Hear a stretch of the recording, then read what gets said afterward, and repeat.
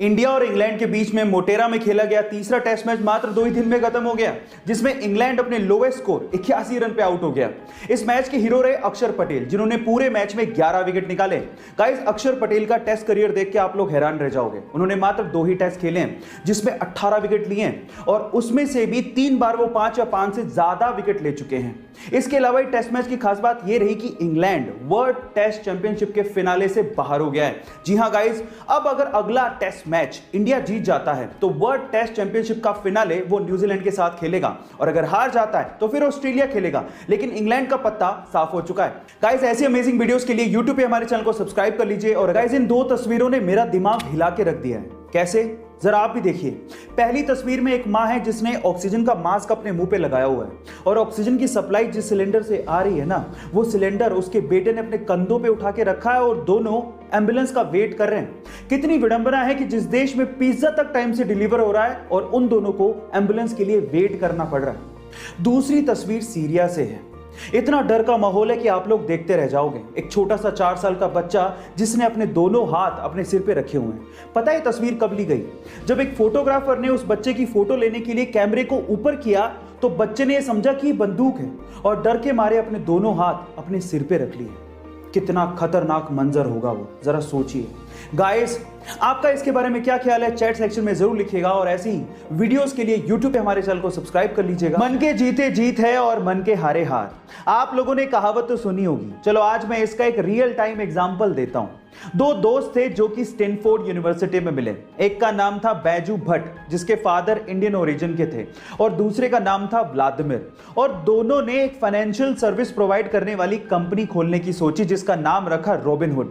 अब उसके लिए फंड चाहिए थे, तो वो अलग अलग इन्वेस्टर्स के पास जाते फंड जनरेट करने के लिए। लेकिन कोई भी इस कंपनी में पैसा लगाना ही नहीं चाहता था। कम से कम 75 इन्वेस्टर्स ने साफ साफ मना कर दिया था इस कॉन्सेप्ट में पैसा लगाने के लिए। लेकिन फिर भी बैजू और व्लादिमीर दोनों ने हार नहीं मानी, और आज वो कंपनी $20 बिलियन की कंपनी है। Oh my God! इसीलिए कहते हैं कि हिम्मत मत हारो और हार्डवर्क करते रहो। क्या पता आपका वक्त कब बदल जाए। ऐसे ही इंटरेस्टिंग फैक्ट्स के लिए यूट्यूब पे हमारे चैनल को सब्सक्राइब कर लीजिए। और चलिए गाइस, फिर से एक केबीसी का सवाल पूछता हूं। आप लोगों ने नोकिया कंपनी का नाम तो जरूर सुना होगा, और नोकिया मोबाइल आपने या आपके किसी फैमिली मेंबर ने यूज भी किया होगा। मेरा सवाल यह है कि नोकिया कंपनी या नोकिया मोबाइल का नाम नोकिया कैसे पड़ा? इसके पीछे का रीजन क्या है? नहीं जानते ना? तो चलिए मैं आपको बताता हूं। इसके पीछे का रीजन यह है कि नोकिया फिनलैंड का एक शहर है, और ये वही शहर है जहां पर नोकिया के मोबाइल बनाए जाते हैं। इनफैक्ट नोकिया शहर की वजह से नोकिया कंपनी या नोकिया मोबाइल का नाम नोकिया पड़ा। है ना अमेजिंग फैक्ट? गाइस, ऐसे अमेजिंग फैक्ट्स के लिए यूट्यूब पे हमारे चैनल को सब्सक्राइब कर लीजिए। गाइस, क्या आपको बहुत ज्यादा उबासी आती है? ऑब्वियसली आती होगी, स्पेशली किसी बोरिंग काम में जैसे कि स्टडी, या फिर किसी बोरिंग लेक्चर में उबासी को कंट्रोल कर पाना बेहद नामुमकिन है। लेकिन क्या आपको पता है कि जिस उबासी की वजह से आपने किसी ना किसी क्लास में डांट सुनी होगी, वही उबासी आपकी सेहत के लिए बहुत अच्छी होती है। जहां एक और मोबाइल का एक्सेस यूज आपके माइंड का टेम्परेचर बढ़ा देता है, वहीं उबासी आपके दिमाग को ठंडा रखती है। इसके अलावा उबासी आपके ब्रेन को ज्यादा तादाद में ऑक्सीजन को सप्लाई करने का भी काम करती है। इसलिए गाइज, उबासी लेते रहो, क्योंकि उबासी आपकी सेहत के लिए बहुत अच्छी है। ये इंटरेस्टिंग फैक्ट सुन के आपको कैसा लगा? चैट सेक्शन में लिखना मत भूलिएगा। गाइज, इंग्लिश लैंग्वेज यानी कि अंग्रेजी भाषा में इस्तेमाल होने वाले शब्दों का एक फैक्ट बताता हूं।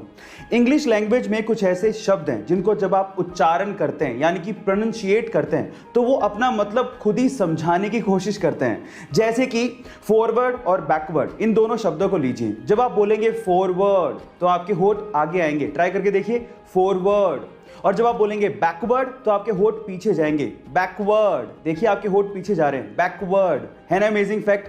गाइस, ऐसे अमेजिंग फैक्ट्स के लिए यूट्यूब पे हमारे चैनल को सब्सक्राइब कर लीजिए। और गाइस, किसी को अब्यूज करना यानी कि किसी को अपशब्द कहना, ये बिल्कुल बुरी बात है और हमें ऐसा बिल्कुल नहीं करना चाहिए।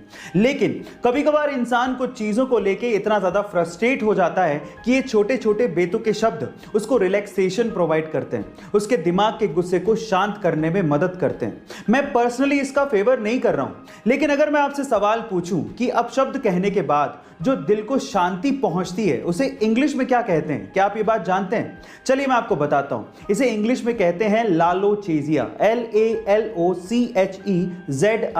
लालोचेजिया।